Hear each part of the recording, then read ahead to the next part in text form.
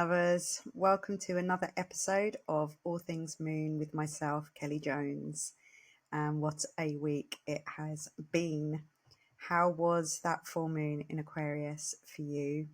If you were listening in last week, you would have heard me talking about not only a full moon in Aquarius, a blue moon, which just means it was there happens to be 4 moons in this season. I think that was the third one of the summer season.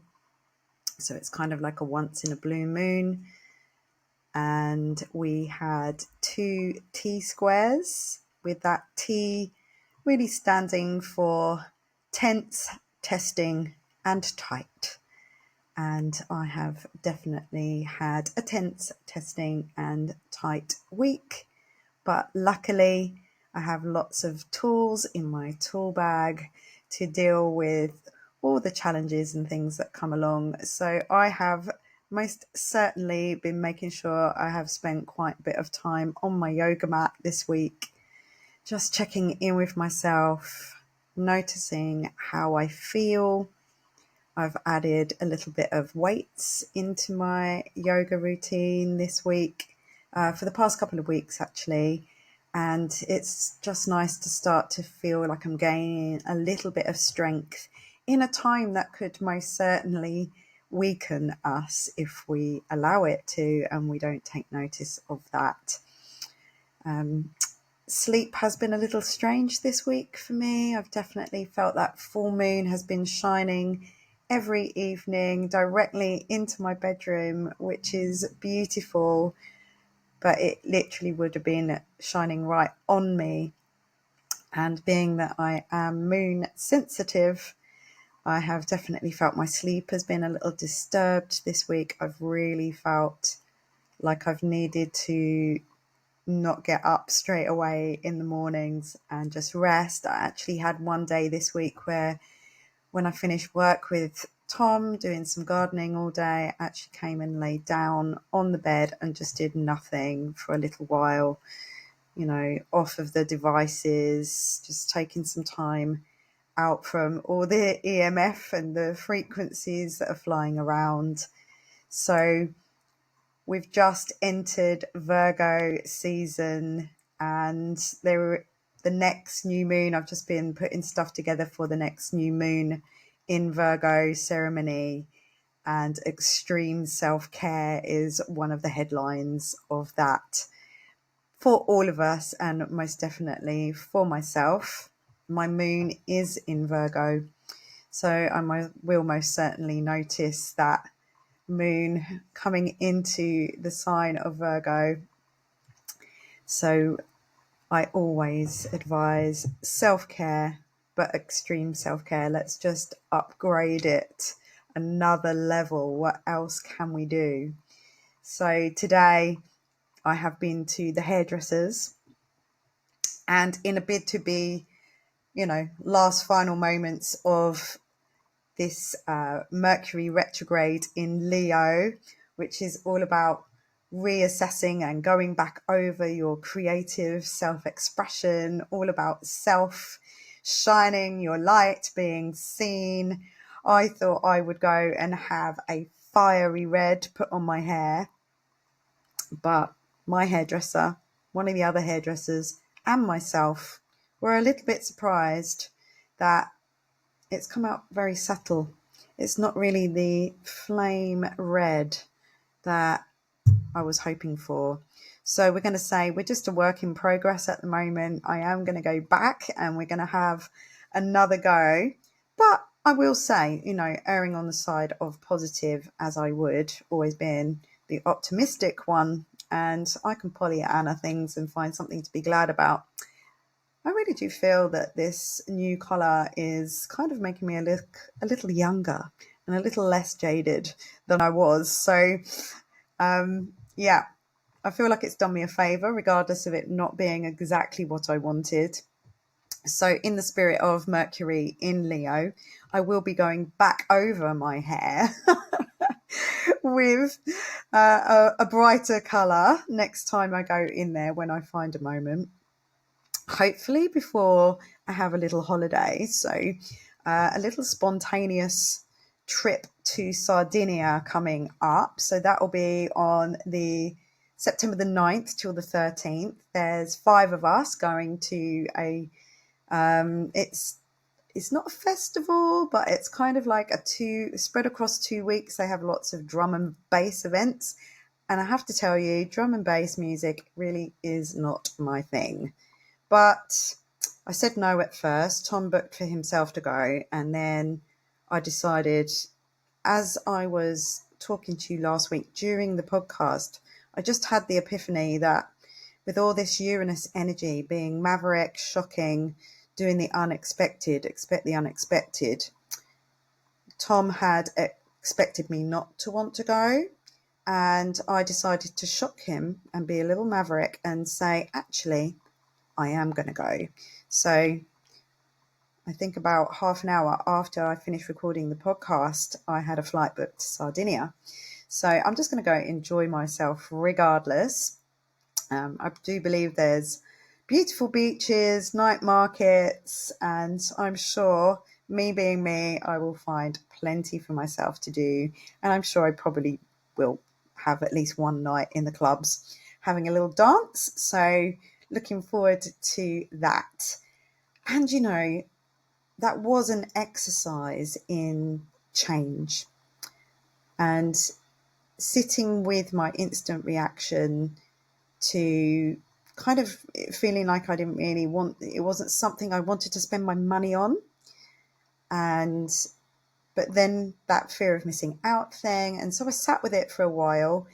And then, as I said, I was just listening to what I was saying out loud to you guys out there. And the epiphany happened during that podcast. And I did have 2 emails. 2 people contacted me after that podcast, thanking me for sharing what I was sharing about it, and, you know, just sharing some of my wisdom and, you know, suggesting to you, don't just listen to me, go listen to others, but most importantly, listen to yourself. And I had 2 emails which really touched me afterwards, sharing their stories about what's been going on for them and how just knowing some of this had helped to make sense of why they'd experienced what they've been experiencing and realising the gift that was wrapped in sandpaper that came along during this time, and, you know, in what's coming in the future as well. You know, it's not over. But I was listening to Steve Judd, astrologer, today. He was doing a little bit of sort of future predicting. And I think we can safely say we can look forward to 2027. It looks like all these massive astrological, I mean, there'll always be astrological transits. They never stop moving. Everything's always flowing in cycles. But particularly right now, the way that everything's aligned really hasn't happened as far back as we can see in the history of humanity. So this is really, truly is awakening. It is real shift of consciousness. There is no getting out of it. No matter what, we will be experiencing it to various different degrees, depending on how aware you already are, how aware you're becoming. Finally got to my dad's memorial this week at his favourite fishing lake, where I go every year with my brother. And as I probably told you, the day that we would normally go would be on his birthday. But my brother was on holiday, so instead of going there, I sat and started my book. And I have done more of my book, by the way. So we're on chapter 2 now, and the cover is done. And I finally feel like that is underway, and I am committed to that now. And more reason because of that emotional thing behind it of dedicating it to my dad. But yes, we went to his fishing lake on Thursday this week, and gosh, we were so lucky. we were just walking away from there, and I noticed something in the trees, and there were 5 deer there. There were some young stags with their beautiful antlers, and they were all just staring at us through the branches, and felt like I had a really magical moment with my brother there. And whilst we were talking, I was just listening to some of the things that he was saying, and they're very different things to what he might have said a few years ago. Our conversation is different. It's more aligned now and less sort of polarized between us. So yes, I'm noticing just small things. They don't have to be major. It's all the small things adding up that lead to bigger changes. So that full moon, wow. The weather was pretty grim, so I held a in-person moon ceremony. So apologies for no online moon ceremony for this time. There will be one for the new moon coming up. I will double check the date of that before we go. So that's in 2 weeks' time. But I held an in-person for it's quite a long time since I've done that, apart from at festivals and retreats. And it was very intimate, just a small group of us. And I used my writing sanctuary, my mum's lovely home in the UK here in Caravan, and we went for a walk by the water, by the sea. It was very blustery, so we certainly got our cobwebs blown away.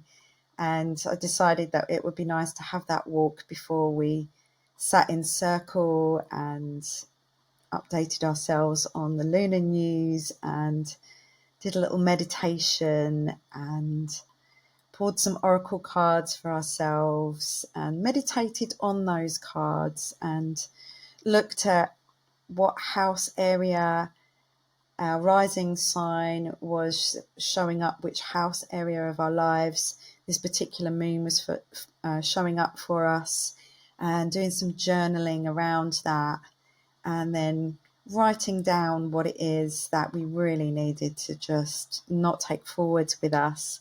And the whole plan was to go outside with my little cauldron and burn our bits of paper, but it really was pouring with rain at that moment, so we all had to do it at another time.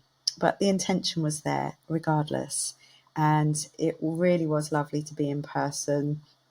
From that, going back over, retrograding back over, and revisiting things around shining your light, all things Leo, your creativity, self-expression, how you show up in the world.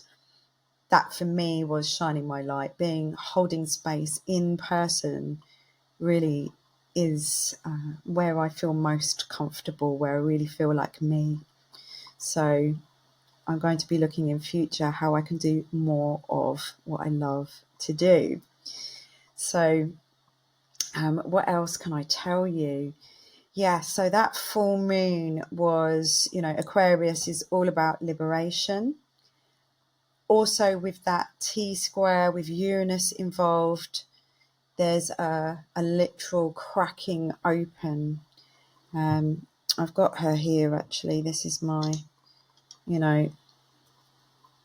cracked. So if you're just listening to me on audio, you won't be able to see this, but I have this beautiful statue where she has got a crack around her heart with a gold paint around it, and the crack is where the light gets in, and she's holding this beautiful Lemurian crystal. So she came with us to the moon ceremony, and she's with us now, and I'm burning my lovely new moon candle here that you can't really see, but it's a bit too hot for me to pick it up and show you. But I have got a candle that I'm burning here. Being cracked open. Also stepping out of old structures. We've still got this Pluto at 0 degrees going retrograde. I think it will be October, maybe around, I think it's October the 11th, that finally Pluto will be taking that step back into Capricorn to finish off the job, and will be then there till November, really finalising all things that we just don't need, that are the lowest expression of Capricorn, transforming them and alchemizing them into something better, please, before he takes his long haul 20-year trip through Aquarius until 2044. So then Pluto will be going in and then transforming things that are Aquarius, looking at some of the lower expression of maybe technology and our relationship with technology, showing us where it could go if we allow it to go into its lowest expression, but where we could find the highest expression of our relationship with ourself and technology, the future of humanity, how we can utilize these things to bring us back into community with each other, and not just online, in person. We used one of my lovely top moon lovers she's Australian, and she brought her aboriginal tarot cards for us to use, and she left them with me, and I pulled a couple of cards after they'd gone.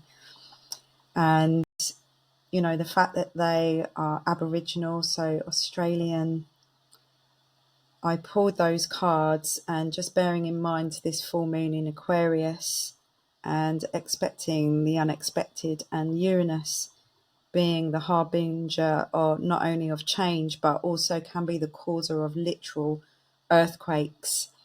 And if you think that Uranus is still in the sign of Taurus at the moment, he is actually going to be going retrograde in the sign of Taurus shortly. I think it'll be the 1st of September he turns retrograde, which strengthens Uranus, all things Uranus. It means that when a planet is retrograde, it is closer to the Earth, so we feel its effects more strongly. So it doesn't mean all bad. Remember, even when shocking things happen, they bring about change and things that we might need to change. But my mum messaged me this morning and said, wow, Kelly, you said to expect the unexpected, and we have had a 5.0 on the Richter scale earthquake here at the Hunter Valley wine region in New South Wales, which is only maybe about an hour and a half drive away from my mum. And apparently you could feel the effects of it. My mum said she was in the gym, so she didn't notice anything, but people did say that they could feel that. And, there's been no damage, nothing terrible happened as far as I know, except obviously a lot of fear. But one of those cards that I pulled that evening was the Aboriginal card of lightning. And the lightning card brings change. So, it's been quite stormy today. It's been quite rainy and a little bit different, a bit cooler this week since that full moon energy. And I'll just read you a bit of this card. Australia is a country of elemental extremes. We experience periods of drought and flooding. Often summer brings severe thunderstorms with magnificent flashes of lightning and quite often hail as well. These storms come with very little warning, seeming to spring from nowhere. Lightning, spectacular as it is, can also be deadly. Its harsh climate is often sparks bushfires. Lightning represents change, the kind of sudden change that can easily catch you off guard. Lightning strikes with power and precision, and it can change everything it strikes in a second. It often symbolizes a change you didn't see coming. Lightning isn't always negative though. It also provides flashes of inspiration and creativity as it lights up the storm clouds around it. It can offer clarity in the midst of a personal storm. Lightning asks you to use your own personal power wisely to ensure you direct your own energy where it is needed most, and to use the flashes of inspiration and creativity when they become available to create things of beauty and purpose. So I share this with you because that, to me, is that energy of Uranus. We have had a literal earthquake. But remember, these events, when they happen, they bring communities together to support each other, to look after each other. They make us more aware. And so with astrology, we can only look at the likelihood. It's a language we can use that is divinatory in its nature. It's how we respond. It's how we become aware and use our free will with what's coming. And we can't ever predict something exactly, where it is and how it is. Who would know there'd be an earthquake in the Hunter Wine Valley, Hunter Valley wine region. So the other card that I pulled was the mullet card. I could have gone for an extreme, mullet haircut, but I just went with colour instead. But this is the community card. And the mullet represents community, large gatherings, celebrations. It reminds you that you are part of a community and that at times you will crave the company of others. How appropriate is that? That for the first time in a long time, I craved the company of others. I held an in-person moon ceremony, and one of the girls who came along is Australian and brought her aboriginal cards, and these are the cards that came out. It celebrates time spent with family, friends, and groups of like-minded people. Now would be a good time to plan a get-together with a group of people, perhaps host a gathering at your place or in your local community. I mean, come on. I love it when the cards just back up everything that we're doing. So I have got time, so I will pull a card for you on this little podcast. And I'm doing this podcast. It is Tom's away at a little festival with his friends. It's not far up the road. I feel a bit sorry for them because it's been absolutely teeming down with rain all day, and I'm really glad that I'm not camping. So, I've been pampering myself instead, had a nice bath, been in the hairdressers, and I'm actually recording this at 10:30 at night because I had this little fantasy about, late night radio stations where you were up at night and you listened to the radio and you felt like it's only you and the DJ that are awake at the same time, and felt like getting really close to the microphone and getting a little intimate with you this evening. And I am a bit of a nighttime person. I was born in the evening, and sometimes it's when I feel most alive and most inspirational, and things always come to me in the evening, not first thing in the morning. First thing in the morning is when I prefer to get on my yoga mat and do me, and not necessarily be that sociable. So yeah, Mercury still going backwards through Leo, that fiery, creative, expressive sign. It's still very much geared towards self, so reassessing things to do around self, reclaiming any narratives that you've held around self-expression. It's about empowerment, as our own art, that we are as worthy of love and of channeling that love out outwards, once we've given it to ourselves, you know, it's so that we might rewrite our story of what it means to be seen. So I've been trying to, rewrite my hair story. So I was hoping to be that nice fiery red, Leo red tonight. But, you can see one little bit of flame here where I've been experimenting. But yeah, I'm going in that direction. I'm feeling the fire coming. My friend who does AI, who's doing an AI design course, she did a little image of me with a dragon this week. So I have my own little dragon. What it means to take up space and where we need to pour validation for ourselves and love into ourselves.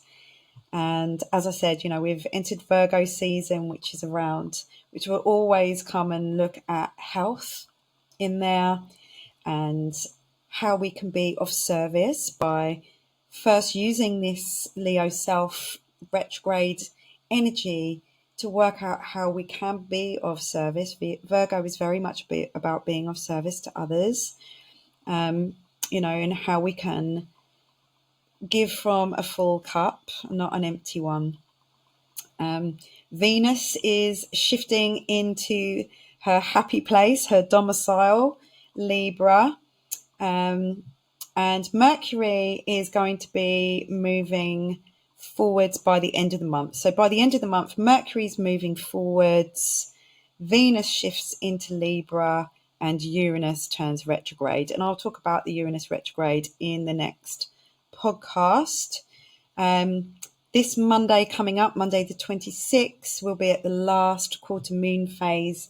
And that is the time when it's time to let it all go and start to think about what you want to release before we come into that new moon phase again. So when you turn inwards on that dark moon, you're already ready to sit with what it is that you want to release and let go of. And so you can enter that new moon and start your manifesting and setting your intentions from a clearer place because you've already let go of some of that stuff. So, and that Uranus retrograde, it's going to be retrograde for like 151 days, I think. So we'll have plenty of time to be going over all things Uranus in Taurus. So I have got my oracle cards here, and it popped into my mind the Starseed Oracle. So that's Starseed Oracle by Rebecca Campbell there. So I've got those. So we'll see what pops out for us on this one. And I just thought I would just sit and chat to you today. So, another thing, while I'm shuffling these cards, I think it was on Tuesday night. Yeah, it was Tuesday night. I'm not sure what it signifies astrologically. I did have a look around and I couldn't see anything significant about it astrologically, but astronomically, my friend Astro Pete, he's a master craftsman with wood, and he made his own giant telescope, and he goes around and you can see he filmed the moon going past Saturn. So it's called a lunar Saturn occultation. So that's when the moon is passing Saturn. So it looks like Saturn is disappearing behind the moon, and then you see Saturn pop out the other side. So if you go to my All Things Moon page on Facebook, on my group, you will see the footage of that and a photograph about that. And just finally, the Great Severing. So the card we got was about Mars energy, anger, conflict, and softening to love. So the Great Severing. So Mars energy is cutting.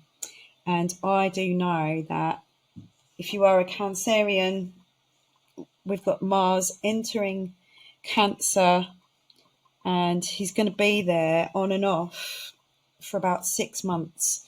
I have Mars in my 8th house, and that's in with the Sun in Cancer. So I have the Mars, Mercury, and Sun together in the 8th house. And I just did a workshop on the 8th house last night. So I'll share some of that on the next podcast about what the 8th house represents. But just be aware that Mars is going into Cancer for quite a long time. So I'll share a bit more about that going forwards. But yes, that is the card that we have. So Mars, energy, anger, conflict, but softening into love. So Strala Yoga is all about taking that big inhale and softening on the exhale. And I'll leave you with that, and we'll see where that takes us. So last quarter moon blessings to you, and I look forward to speaking to you again next week. And please do message me if you're watching me on YouTube. Please press the like button, please subscribe. It helps it to get out to more people. And so I'm going to be asking you every time. I always wondered why people always say that, but it really does not just help me to get it's not about me getting more likes and getting more subscribers. It is about me getting it out there to more people, because I'm getting emails and messages from people saying that this is helping them. So, help me to spread this further by subscribing to my channels. So thank you so much, and I'll see you all next week.